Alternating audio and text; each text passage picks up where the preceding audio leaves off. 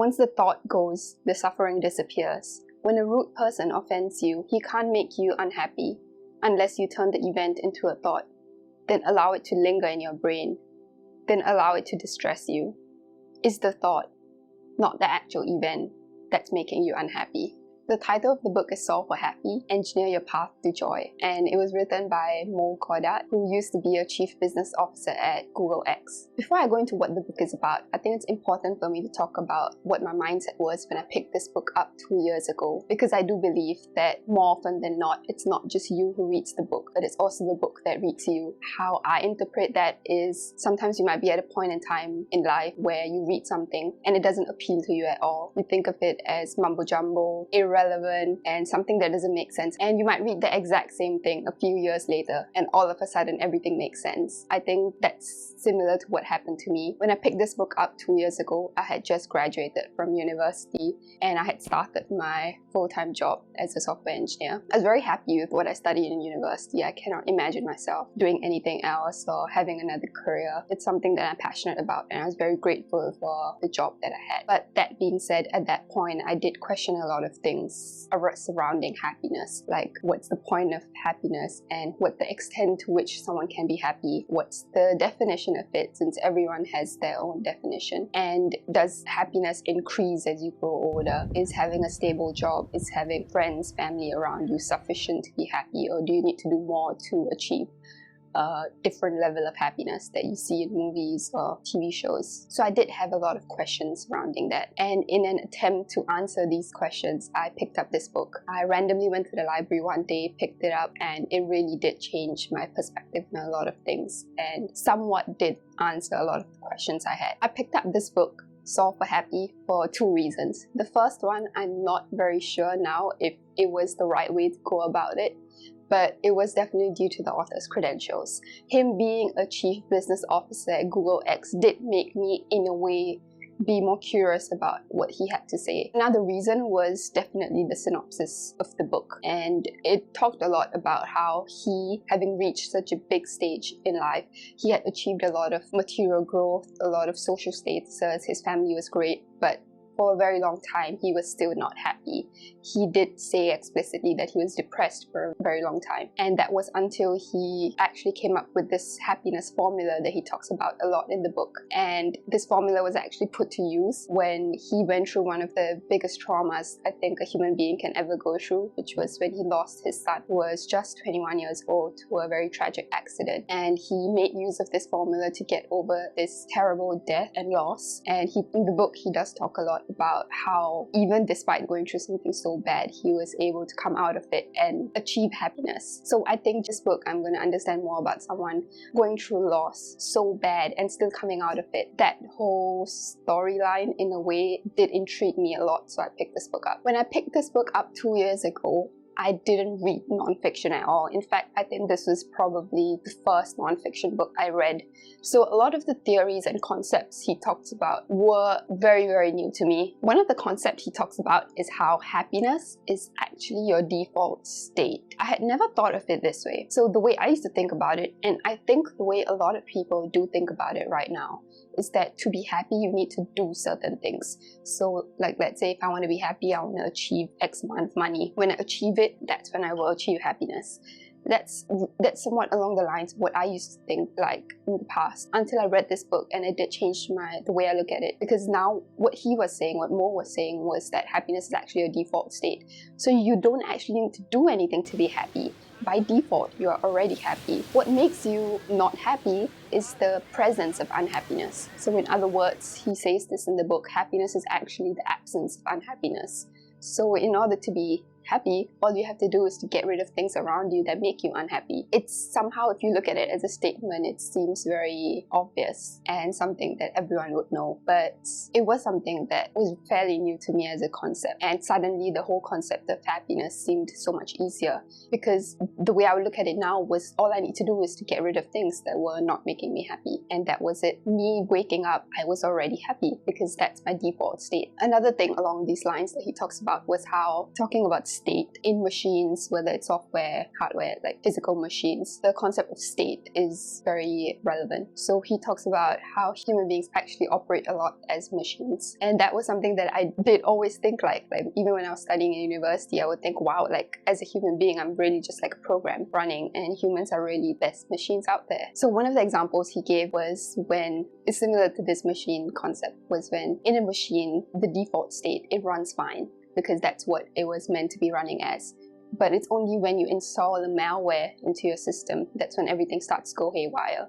Human beings are similar. If a default state, you're going to be running just fine. But it's when you include other illusions around you or other people that are not making you happy, that's when your state goes haywire and things don't run the way they're supposed to run. The second concept that he talks about is the formula that I had seen in the synopsis of the book, which is basically your happiness equation. And your happiness is larger than or equal to your perception of things, so how we perceive things as human beings, subtracted by what our expectations are. And if you just look at this formula, the way I would interpret it is to be happy, all that you need to do is two things. First is to lower your expectation. And it did make sense because sometimes when you tend to expect very highly of things, then you do tend to get hurt because when events in real life don't meet your expectations, you just don't feel fulfilled enough, no matter how good someone does something for you. If your expectations are always high of a person that you're in a relationship with, for example, whatever they do is never going to please you, it's never going to make you happy because you just expecting so much. And I don't think this means that always be pessimistic, always think that bad things are gonna happen. I don't think it's right to have negative expectations, but I think having realistic expectations is key. This is something that I've definitely changed my life and started thinking about things this way, because now I do tend to look at things very realistically. I try to not let illusions around that you see in movies or Netflix shows or Instagram, social media, expectations that are put out there. I try not to affect how I perceive reality, and I try to keep my expectations of what things are going to happen very, very realistic. So I think having lower expectations definitely increases the happiness in terms of the formula. And the second way is to actually perceive events in a better light. What that means is everyone is going to look at the same thing differently, because your experiences in life do shape your perspective around things, which is what in the end affects our perception of things. And that being said, to just be able to perceive things more positively, it's important to be optimistic about things, and almost like wearing rose-tinted glasses when you see things. Even if someone is being bad to you, try to find the good in what they're doing. That will always increase the way we perceive things, and in the end increase our total happiness. This is definitely something that makes sense in a way, and I do agree with the whole formula as a whole, and also again because it's pretty easy to follow. So the third concept that he talks about in the book absolutely blew my mind, because it was definitely one of my biggest takeaway from the book. What he talks about is that little voice in our head. I think everyone has that voice, right? Like when you're walking out in the street, when you're closing your eyes, or even just not talking, you always have a voice in your head that's almost replaying whatever you're seeing around you. Or it can be positive thoughts, negative thoughts. You might be thinking ill of someone, you might be thinking great thoughts of someone. You always have that voice in your brain. And what he says in the book is that voice in your head is not you. You're not the voice in your head, you're just the observer of your life. And that whole concept was so new to me, because in the past I would always think, if I thought of negative thoughts, if I thought badly about how things are going to happen, if I thought badly for someone else, I would actually think, wow, am I a bad person? Is it really me who's bad, that's why I'm having these thoughts? But him saying that these thoughts are just your brain's way of attempting to understand the situation around you. It's just your brain putting out different scenarios. And it's actually up to you to decide whether you want to take the negative thoughts or if you want to take the positive thoughts, and mix and match the ones that you choose to take. And in the end, choose the reaction that you wish to give. So the whole idea of not having to associate your identity with the thoughts that you have was so important to understand, because now I think I'm still trying to be perfect at it, but I think I've definitely improved in trying to only allow positive thoughts in me, or at least even though negative thoughts may come about what might happen. If something is not in my control, it's very easy to just keep on stressing about it and think that something bad is going to happen. Someone's talking bad things about you. It's very easy to have those thoughts. But I think now it's somewhat become second nature to try and let those thoughts go. They will still come, but let them go and instead try to think positively. So that whole concept of that voice in your head and trying to be friends with it was so important for me to understand, and this book definitely was super useful in trying to teach me that. He says this one quote that has always stuck through me, and I even have it written in my journal just so I can always go back to read it. I definitely want to share that. It all begins when you accept the thought passing through your head as absolute truth.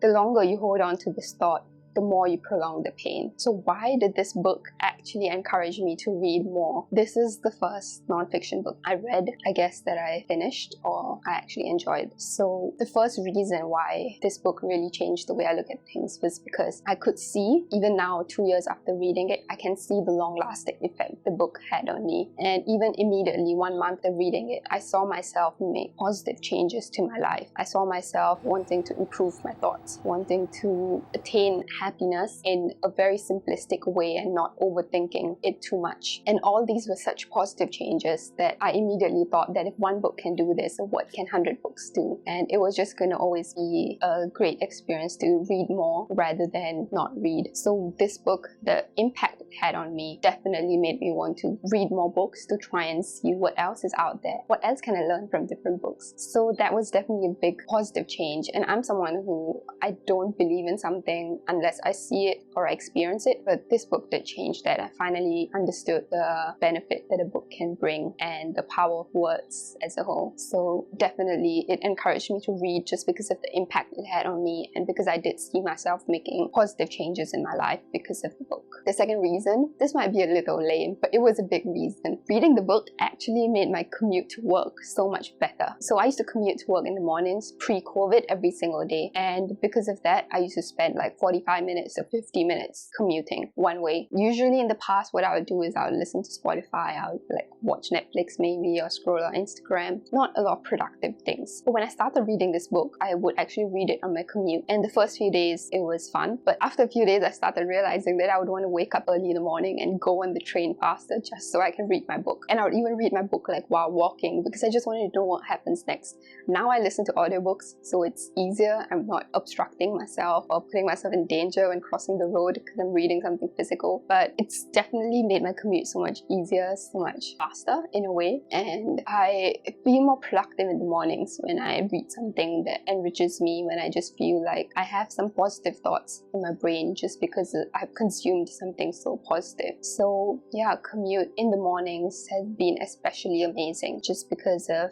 the books that I've read, and especially this book that I've read. But my commute being better has definitely encouraged me to read more because of this book. In a way, I'm so grateful that I went to the library 2 years ago and I picked up this book like it was available that particular day. I picked it up and I actually gave it a go. I think Mo has written a wonderful book. I've now read quite a few self-help or non-fiction books in similar genres talking about happiness, about productivity, and all of them after a point of time do have very similar things to say. So if you are very familiar with the genre, perhaps if you read this book, not 100% of the things he says will be new to you, but I think the way he puts things in words, the way he talks about his own experiences has definitely made the book more enjoyable to read in a way. And even now, I just reread it very recently. It's just a great book to read all in all. I can link a few places that you can get the book in the description below, and I think I'll be really curious to know what people who have read the book or are going to read the book have to say about it. And yeah, just let me know what you like about it. So I think I want to end with one of the best quotes that I have read in this book, and it's something that will always stay with me. You are the observer. You're the one aware of all that's happening around you. I know it may sound disappointing, but you have never seen you. You are not to be seen. You're the one who sees.